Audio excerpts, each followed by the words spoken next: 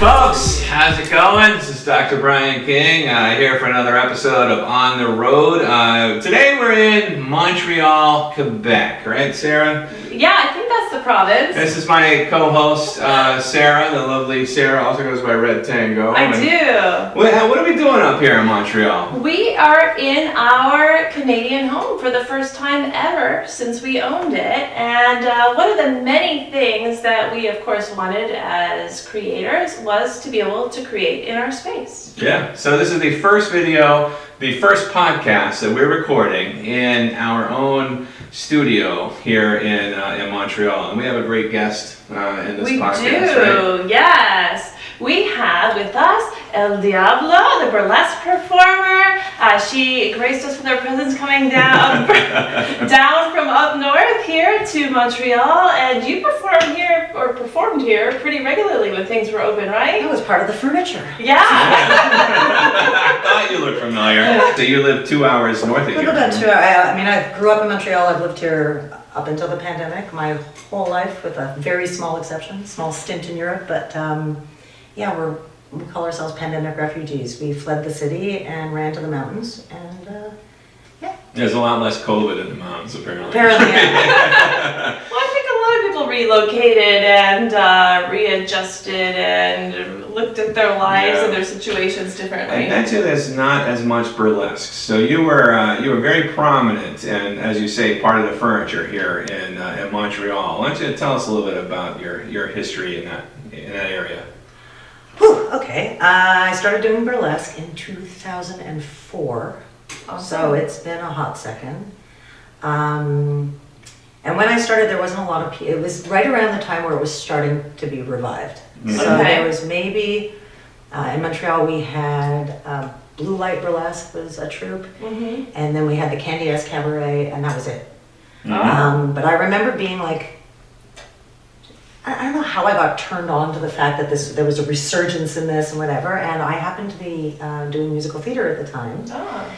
Was prop shopping with a co-producer, and we found pasties. Oh. And it was kind of like, and it was an old friend of mine, she was like, I'll buy some if you buy some. And we joked that the rest was history. Like we sign. Yeah. We got very drunk at a cast party one night and put them on because we're like, what the hell? Uh-huh. And the next day she called me, she's like, if you do the choreography for the show, I'll write the script and we'll submit to Fringe. And we got a spot in the Fringe Festival. Oh, wow. Wow, that's awesome. Since those days, Montreal has a lot of burlesque, actually. I think Montreal is home, like the only devoted burlesque club that I'm aware of, and it's the Wiggle Room, mm-hmm. right? And so what's your involvement with that? Oh boy, I think I was there on opening weekend. I was one of the performers at the Wiggle Room. I've known the owner of the Wiggle Room since I was 16.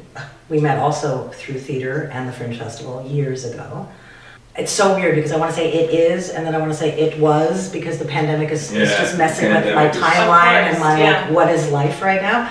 But I'm going to say it is. Yes. And we'll pretend that nothing's changed. It will be again. And it will be again. Yeah, a dedicated, I mean, Wednesday night there's... I like to call it, it's like an adult talent show, the vaudeville show. It's a competition. Mm-hmm. We've got all sorts of variety, comedy, music, burlesque. And for the most part, Thursday, Friday, Saturday nights were dedicated burlesque nights. Mm-hmm. Which is pretty incredible, actually, it really is. And I did, this is how we met originally. I did a couple of those Wednesday night shows. And it's amazing, and the place is packed, and there's so many people there. Yeah, I used to perform there, and produce and host and whatever, but yeah. It's a kind of art form that you can really stick with. You know, it depends on how much you stay active and what you do, but I think it's also, and you know this, what you bring to the stage is an amalgam of your life experience, right?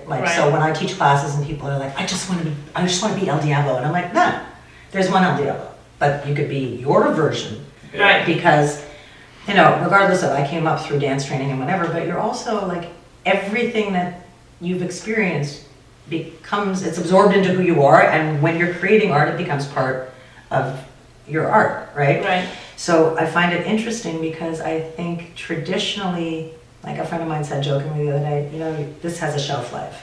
Like there's your career has we were being nasty babies, but I find that you get better as you get older in burlesque. Like there's definitely certain things that I can't do anymore. Like there's no jump splits happening these days or whatever. It takes me a little longer to get off the floor. But Then it's like a slow and tantalizing. yeah, it's just you know? more, Yeah. exactly. It's the slow burn get up off the floor. But I think the interesting thing about burlesque and comedy, I find there are two areas where you can go to a show on Tuesday and technically get up there on Wednesday and do the thing.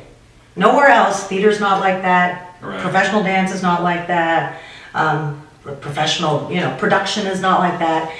So I think a lot of people take for granted the hard work and the talent and the whatever that needs to go into it. And I think as you get older and you get more stage, hosting, for example, I never hosted until about 4 years ago.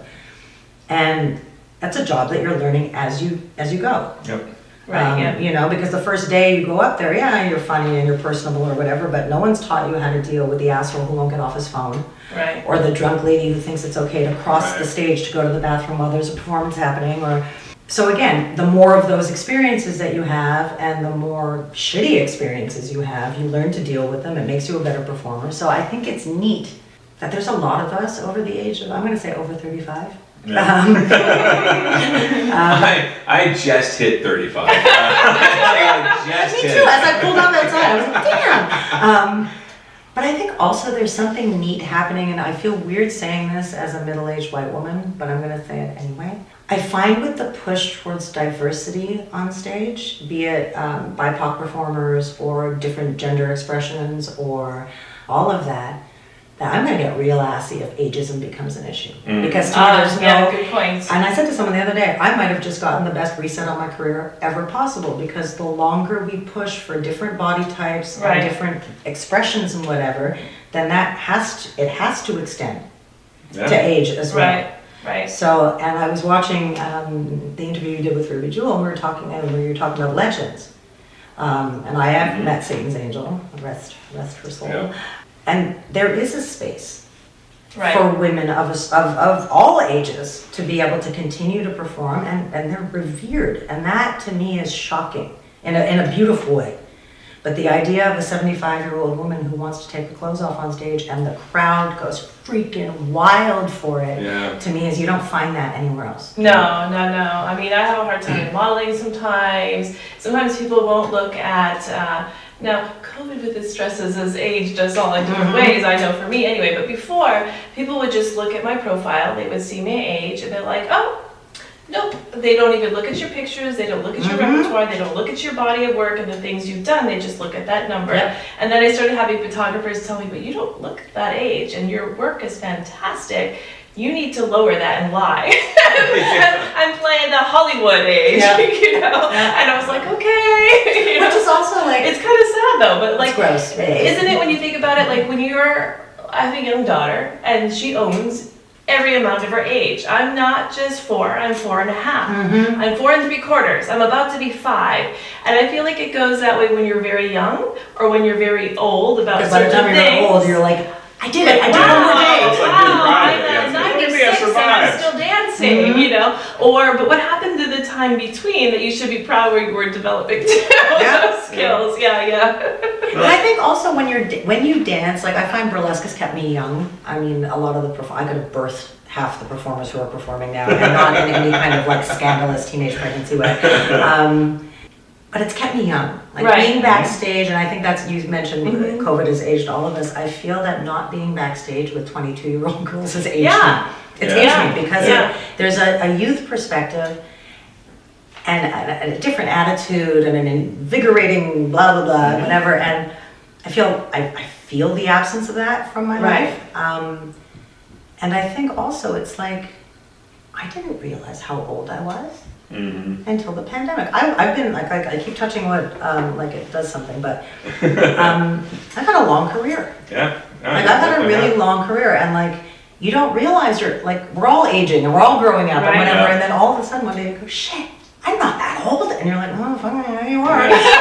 Well, because you're so in the moment when you're performing and you're with this group of people, and And I've been like I said, I've been very fortunate, and I never noticed. Like there was no question that if I was getting booked or not getting booked after I turned 40. Oh, after I turned 40. Wendy, if you eventually. If I ever get to 40. And here we are talking about age, and Yeah.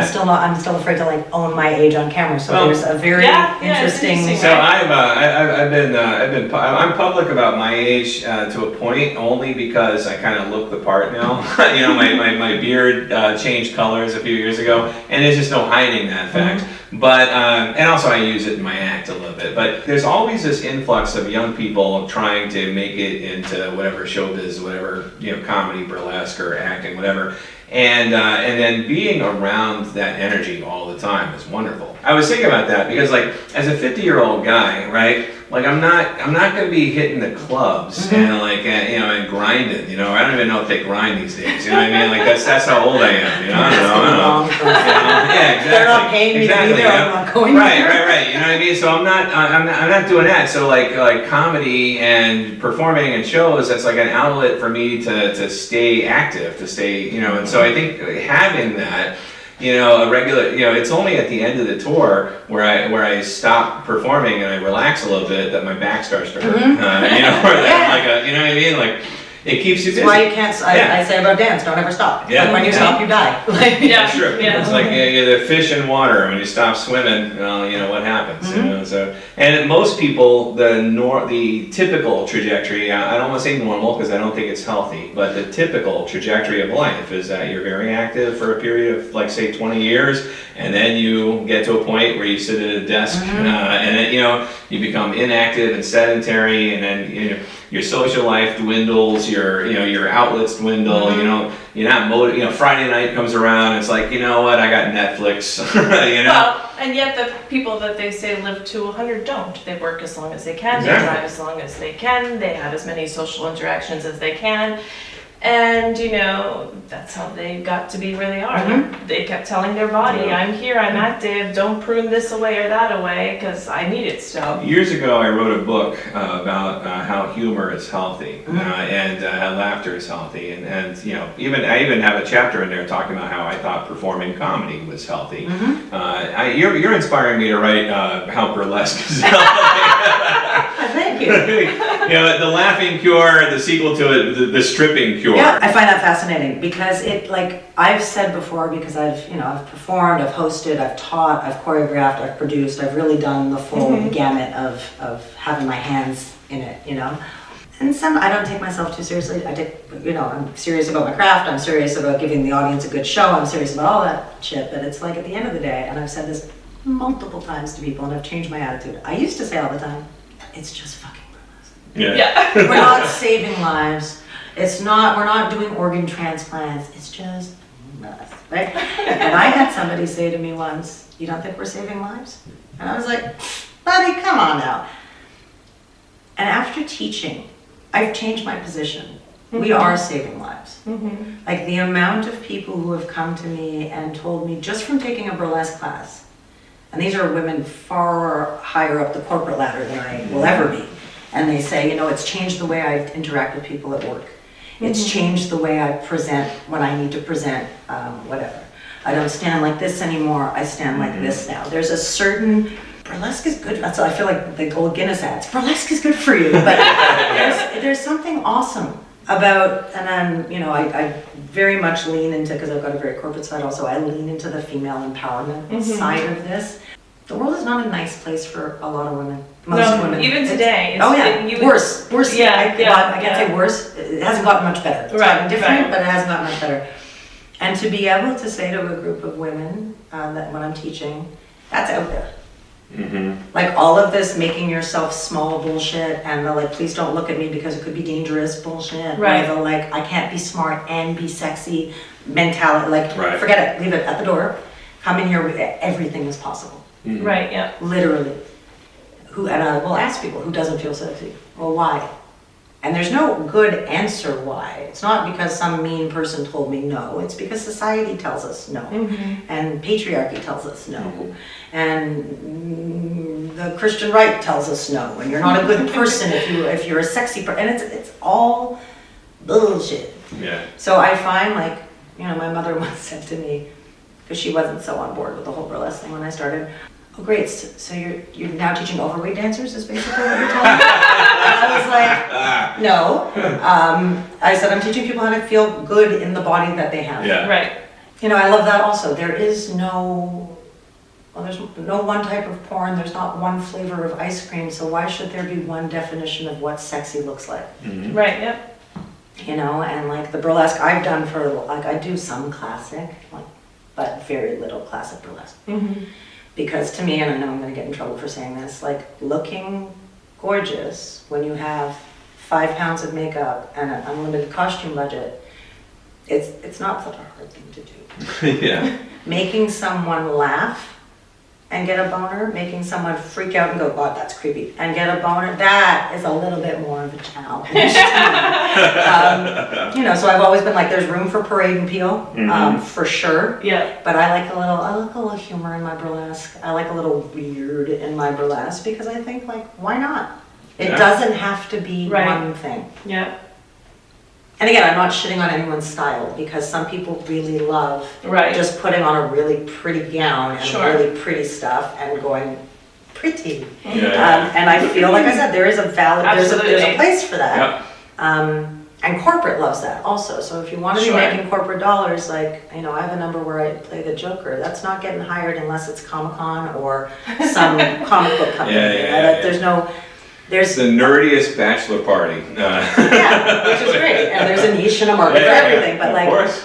I just think it's, why limit yourself? Mhm. Like some people will be like, well, my style is X. Mhm. And I'm like, okay, cool. Like, do you want to challenge yourself to do a little Y or a little bit of Z or Z, depending on Country. you know. Right. Yeah. And I think people are afraid too. They get comfortable in their place and they know that they've done something that works well. Mm-hmm. You know, I've had great success with my this number and I Yeah. replicated it in this number. So why are you going to depart Right. so greatly from something that's working for you? Yeah, I used to have a pratica in my home for tango dancers because there wasn't any. It was always, there's a class and there's the dance and there's no practice between. And people, oh, I made a mistake. I said, no, but don't. Let your body feel this. And you know what? It's not really a mistake. You're learning something new. Even if you intended something else beautiful came out of it. And we are evolving, right? People get stuck in, this is tango between 1912 and 1915 and we need to dance like this. Well, it's 2022 now. I think things have evolved then, 100%. and why can't the art evolve too? But I think you brought up something interesting too, is like, what is the purpose of your exercise? And I think so many artists don't stop and think, what is the point of me? Like, what is the point of me? What is the point of what I'm doing? What is the point of the art form itself? And like, I can, as a stickler for technique, because I never had any growing up, I can say that's a valid point. Right. If we're doing a 1912 to 1922 tango review, then you've got to be true to, you need to know what the rules are before you break the rules, right? But that's the only place that that's acceptable in my mind. Right, yeah. Otherwise, dance the freaking dance. Yeah, Have yeah. fun. So many people aren't having fun, and it makes me so Yeah, upset because, yeah. like, I watch dancers, especially young dancers on stage, and everything, and I understand why. You don't want to go out there and make it a laughing stock of yourself. You know, this is your 3 minutes or 5 minutes or however long your burlesque number is, but they're so stressed. And the shoulders naturally just come up into gear, and when they go to tassel, the hands come out, and it's like you know, velociraptor fingers and shoulders in the ears, and I'm like, why are you doing this? It doesn't look like you're having fun. Yeah. And to me, I've always said about, like, again, being an older burlesque dancer, I'll stop doing this when it stops being fun. Right. It's the Yeah. same thing with comedy. Every time I see a nervous comedian out there, I'm like, why are you torturing yourself? Nerves, I understand. That's, yeah. Well, no, but then when they're standing there and like full And of they're- anxiety, and it's like jokes are bombing, and they're sweating, you know, like, and everybody has a bad night, but if that's every night, you know, what are you doing to yourself? Yeah. You know, I mean, it begs the question also, like, when do you give something up? And, Yeah. and I think in between people expecting to be perfect the first time they try something, and then people continuing to go back time and time again where it's like, yeah. just maybe find another outlet, you know? But I think, like, you know, I've choreographed shows for sure where, like, someone's done something where I was like, that's not what I choreographed, but you know what? Let's keep that. That's Yeah, better. that works More better. mistake made my stuff better. So, Yeah. I don't know. I love getting your perspective, and I like the idea that burlesque is healthy, because it is, and you are saving lives, and And maybe it's not as obvious. It's you're not on an operating table, in an ER, but You're not serving McDonald's during a pandemic. There's a story that I tell in my first book. I think it's in my first book, but I wrote it in one of my books.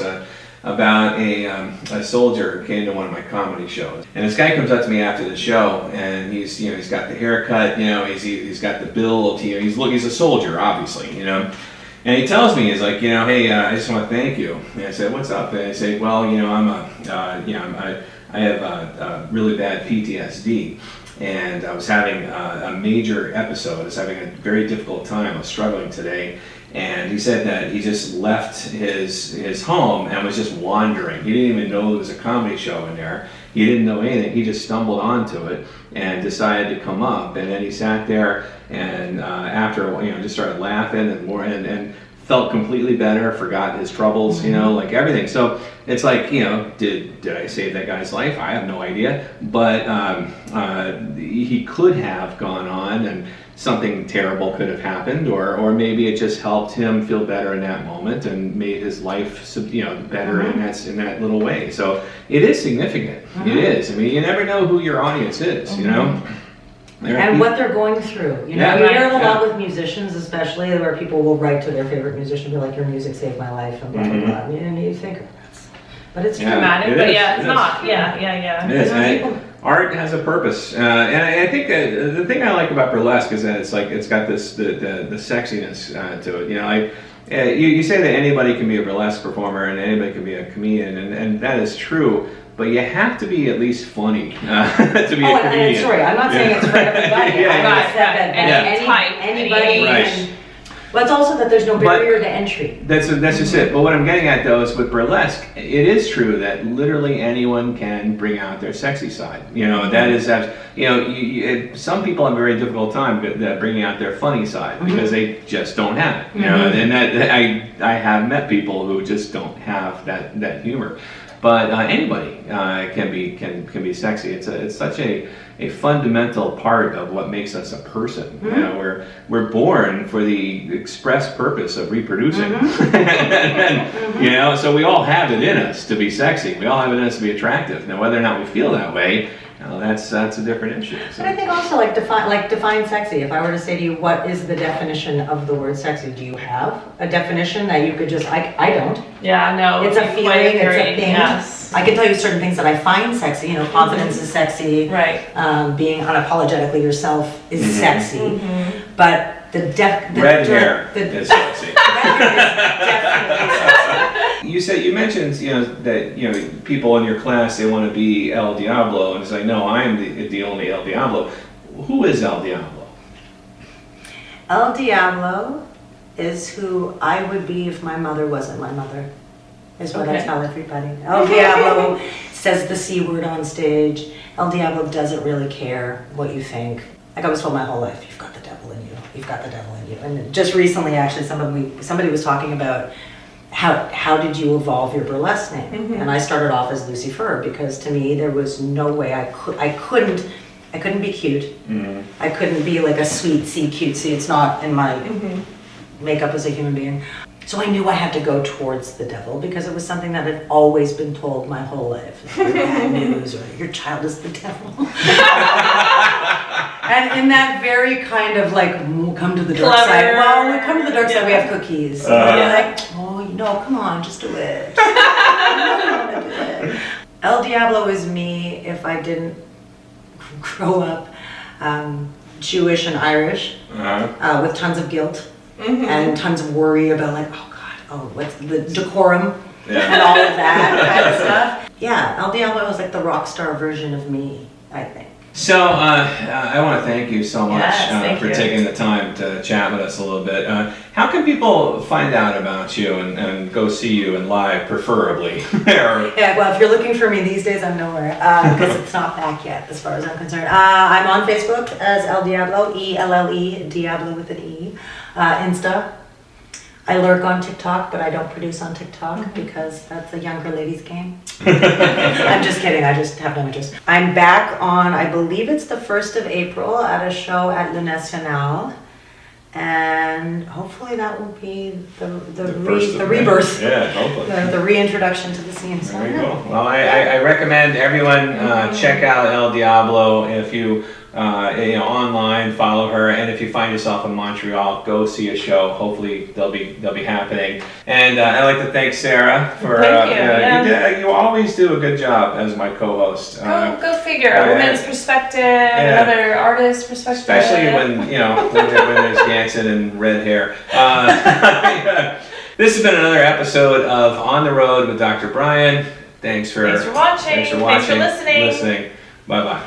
I'm here, I'm there, I'm everywhere. Blues, women, and blues. I'm here, I'm there, I'm everywhere. I'm an asshole.